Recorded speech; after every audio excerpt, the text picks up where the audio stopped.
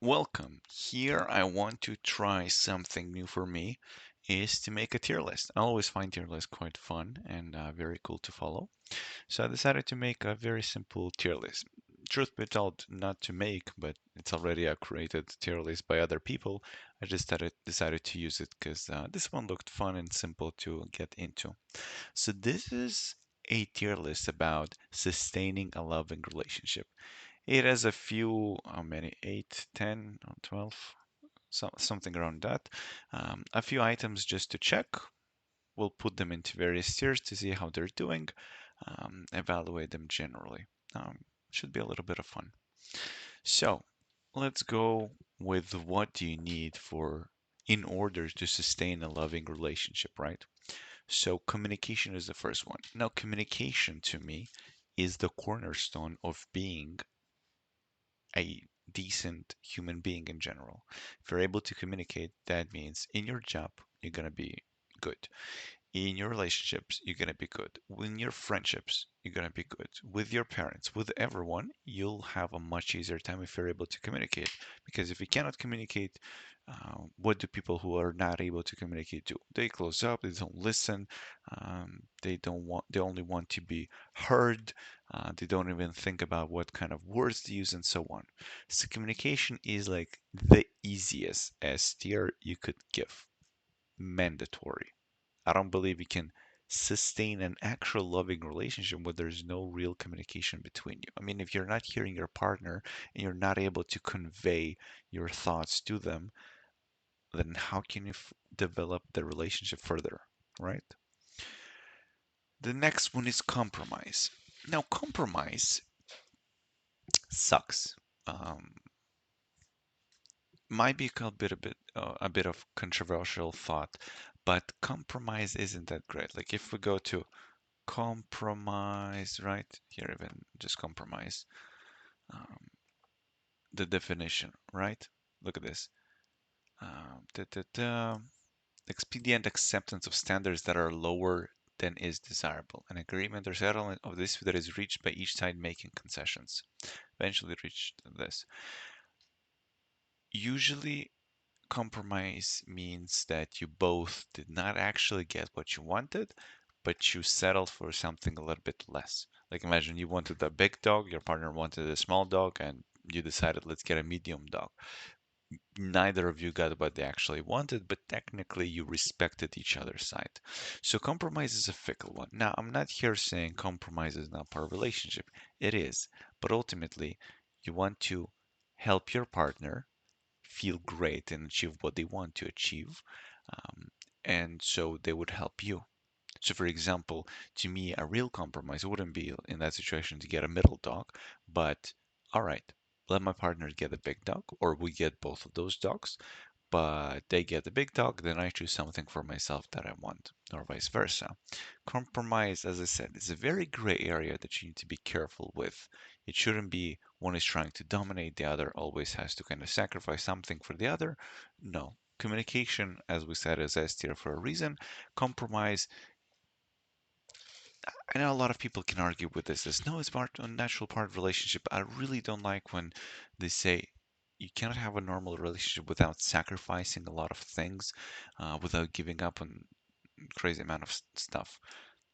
It is true that you sacrifice various things, but I don't really see them as part of compromise, because you're not actually agreeing on some lower demands.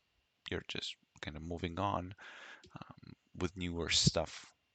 I don't think I explained that too well, but to me, compromise is like somewhere around C. And actually, it starts with the C as well. It's a weird gray area. Um, you should be able to communicate well enough where compromise shouldn't be like a thing that you discuss. Like, oh, I want this, I want this. Okay, well, let's find a compromise. It shouldn't be like this. You both should be excited for each other to help achieve this stuff. Even when both of you want to, let's say, go to watch different movies, the compromise shouldn't be watch a third movie instead, but think how you can make one of those two movies into something cooler than it is. Empathy. Empathy means that you are able to put yourself in this situation, emotionally especially, how your partner is feeling in that moment. When they share stories, you're able to relate. It doesn't mean that you actually experience it yourself, but you can imagine yourself in their shoes and imagine how they're feeling in it. Convey that emotion to yourself. This is super important. If you're not empathetic, your partner will feel the struggle to communicate with you. This is true especially with women as they communicate through emotions more. Men usually say what they kind of think. We're more logical, straight thinkers, while women talk more through emotions. They describe how they feel instead of what they think. So if a man doesn't have any empathy in him, his partner, if it's a woman, will have a much more difficult time um, to kind of make him more vulnerable, and so on. So she could share her story. So empathy is definitely a steer. It's a big part of communication by itself. Forgiveness. Forgiveness really depends on what. I don't believe you can just say, well, forgiveness should be, this or that, without a lot of various context for it. Forgiveness is a fickle one. It should be S tier by itself, but under very specific circumstances. So, for example, if your partner did something awful, like breaking the promise to you of the monogamy, meaning they cheated, I don't believe forgiveness is required in this scenario. Again, there are millions of relationships there. I'm not saying this is the correct way to approach. I'm saying these are my beliefs about relationships. If you agree that the two of you are together forever, you're dedicating yourself to each other, even if you didn't agree forever, the fact is you agree to be in a relationship and exclusive with each other, cheating should not be forgiven. Because I at least feel like if you forgive a cheater, then they know they can get away with it. Of course, not every cheater is like this. Some actually, remorse and they change their ways, they improve and so on. But still, you cheated once, you're a cheater. You cannot remove that. Kind of like, if you murder somebody, you're a murderer. Doesn't matter how many thousands of lives you save afterwards, you're still a murderer. That doesn't go anywhere. Same with cheating. So forgiveness, if we take in a context of various small little heckles, some misunderstanding that you have, some little arguments that are not promise breaking, right? Not game breaking arguments, to me, then forgiveness is definitely A tier because to forgive someone, right, you need to, first of all, it's both sides. For the person to apologize, they need to go over their ego and accept that they might be in the wrong. And even if they're absolutely 100% sure they're in the right, they can still apologize, not because of their position, but because how they made feel their partner feel. It's important.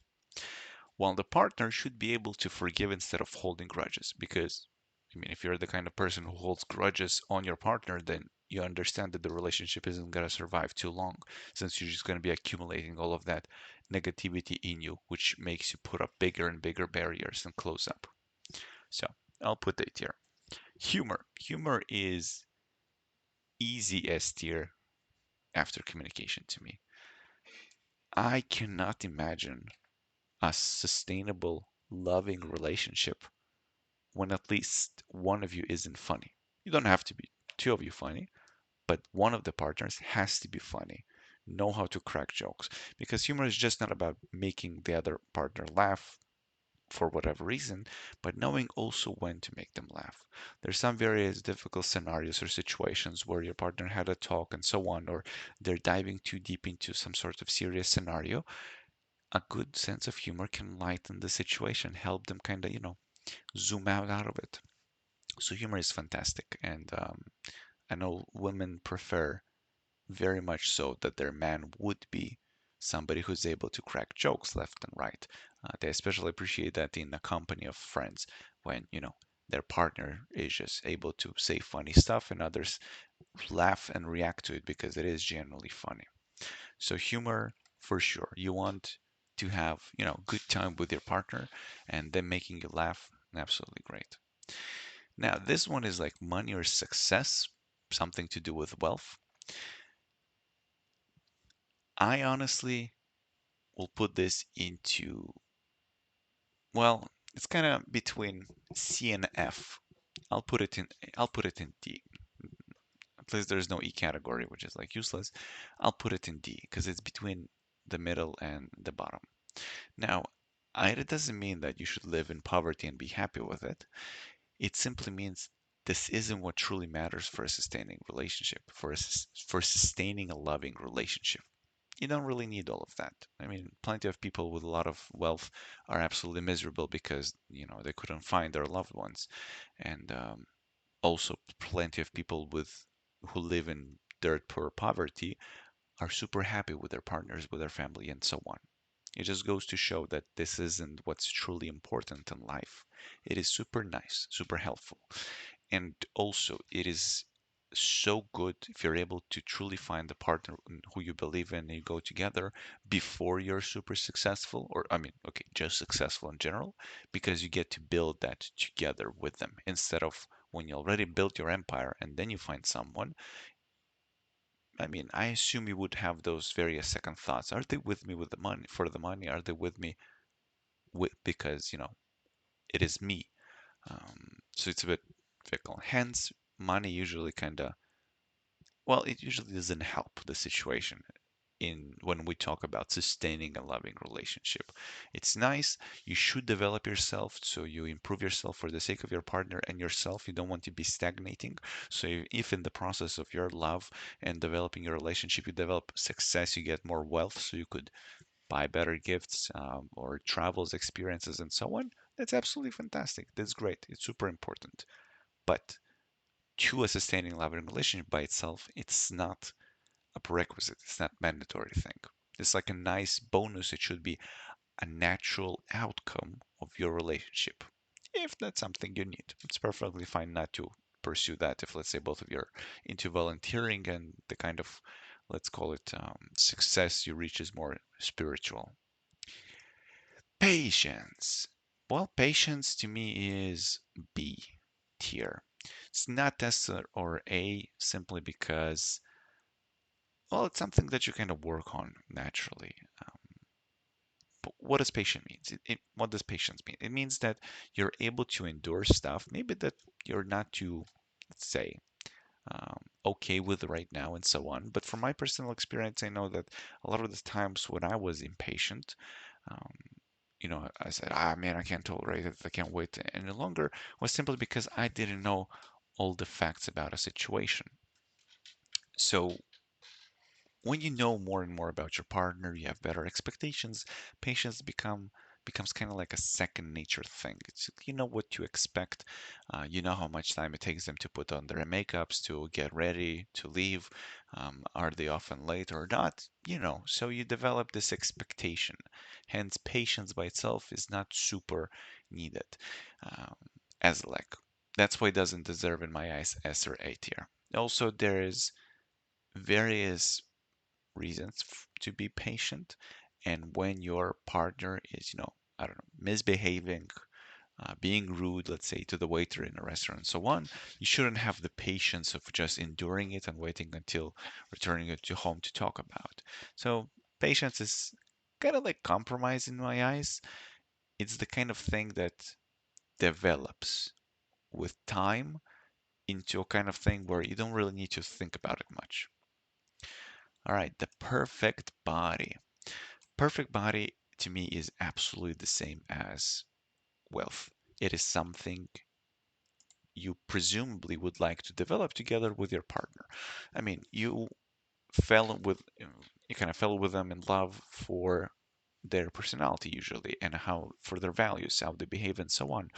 Men are very visual creatures, so of course we would first find a very attractive person for us with who we would decide to talk and so on. But just finding an attractive partner isn't enough because usually that only involves, some various forms of fun. But if we're talking long term, sustaining a loving relationship, then the body doesn't matter too much. Both of you can be obese, both of you can be skeletons. It's okay. As long as you're happy and enjoying each other, keeping promises and moving forward, it's fine.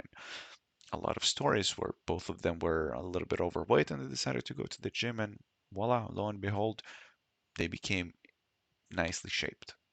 So, just like wealth, this is the stuff you develop throughout a good, loving relationship. It's not something you need beforehand or at any point to have for the relationship to be fun. Relationship Facebook status. F tier immediately. I am very against generally about putting so much of your relationship life into the social media. Every time I see a breakup and then a girl or the guy just post various stories and screenshots of how they broke up and why they broke up, or various toxic relationships where they share various stories where like, hey, have you been into this place and did you ever argue with your boyfriend? No, well, I did. It's cringe. You should not be posting, I believe truly, you should not be posting so much about your relationship. Honestly, you shouldn't be posting anything at all, except for, some nice highlights. Hey, we got engaged, hey, we got our first baby, those kind of things. But especially anything to do with negativity inside your relationship, any kind of problems, they only should be staying in a relationship. Kind of like what happened in Vegas stays in Vegas. What happens in your relationship stays in your relationship. It should never get out. You shouldn't really be asking for second or third opinions unless it is truly something that you need and you do it in, well, you kind of talk to a person you truly respect and they're an authority for you in a relationship. Let's say you're having a, weird relationship drama, you're not sure what to do. You shouldn't go to your friend who is single as and been single for like the last 5 years, um, or to a friend who's always in very short-term toxic relationships. They're not good advice givers because, I mean, they're not sustaining a loving relationship, right? So that's why keeping off social media is generally like a good move. Plus, when you do announce big things and you constantly communicate when you have to break up, if that's something when it comes, if it comes, it's always a not nice thing because like you just told to the world all of this, oh, we love each other till the end, perfect, and so on, and then you're like, well, we broke up, and now everyone is minding your business, like, oh, why is that? Boo-hoo, what happened? Come on, share, and so on. People want drama. I mean, I feel like we're very much wired to listen to drama. Very much like to hear and judge what others did and what's happening in their lives. Um, but we shouldn't. Right. Respect in relationships. So I assume respect is the thing that it refers to here. Respect is natural S tier.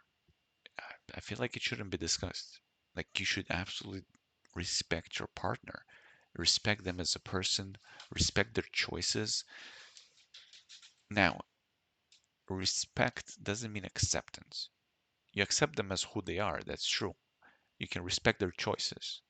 It doesn't mean you have to agree. For example, my partner, for example, cannot, she hates, hate is the wrong word, but she cannot handle any scary movies, like at all.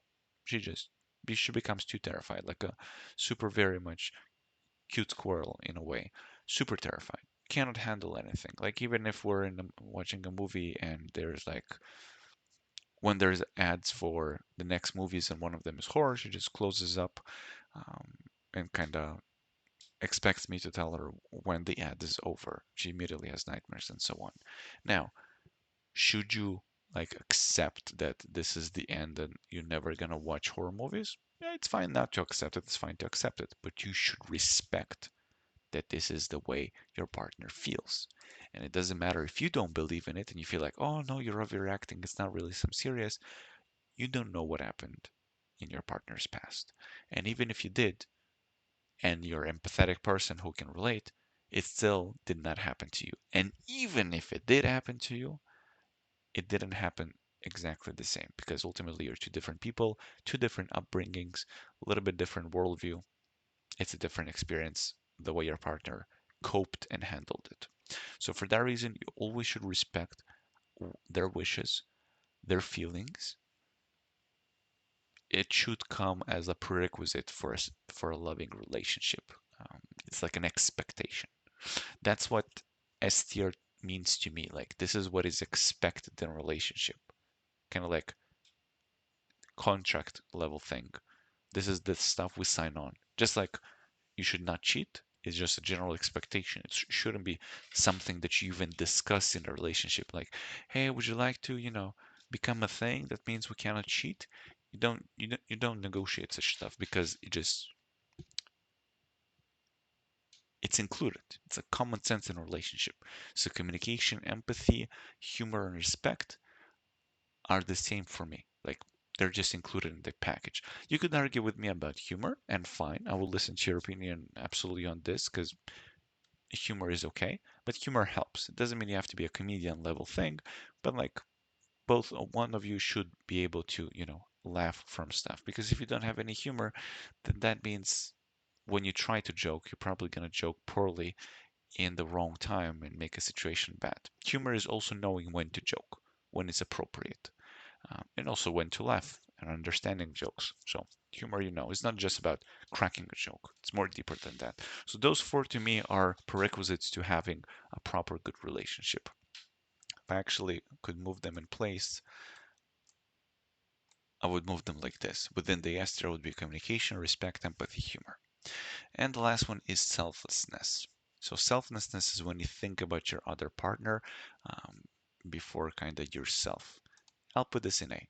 It's definitely not an S tier. I don't believe in pure selflessness, especially in a relationship. You shouldn't be just thinking about the other partner. It feels to me like you're starting to become obsessed and forgetting about yourself. It's important you think about your partner, and when you do stuff, you do for them, absolutely. But you should not forget yourself. I also don't support the notion in quotes like, you're my better half, or the two of us together would become a whole. That is not how it should be. Each one of you is a whole personality with their past experience, knowledge, and skills. When the two of you are together, you're two whole people simply being together. That's all there is to it. So, for that reason, selflessness is important. You should not be egoistic and you should think about your partner, help them, and so on. But we're humans. You should come first in terms of you don't just remove all of your personal demands, the stuff that you need, forget about it, and always go for your partner first. You should remember who you are and, help yourself as well.